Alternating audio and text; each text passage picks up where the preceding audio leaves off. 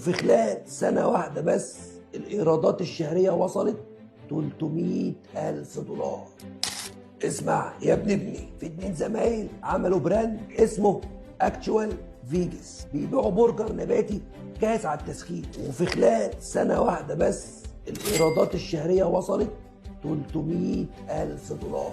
طب نجحوا ليه؟ أول حاجة هم اخترعوش العجل، شافوا إيه المشاكل في السوق وطوروا المنتج وخلوه أفضل وطعمه أحلى وسعره معقول. تاني حاجة الاستمرارية، بعد 3 شهور المكسب زاد وبعدين قل وبعدين رجع تاني، إنما هم ما وقفوش، فضلوا يعالجوا الغلط لحد ما الدنيا ظبطت. تالت حاجة ما فضلوش يفكروا 1000 سنة، بدأوا وخلاص. يعني يا واد العمر بيجري والمشاكل مش هتخلص، اللي يفرق انك تبدأ وتتطور. سيب الوظيفة اللي معطلاك والمدير اللي بيطلع لك في الكوابيس وابدأ مشروع. وانا هنا عشان احكي لك قصتين في الاسبوع هيفرقوا معاك. تابعني عشان تكسب يا واد.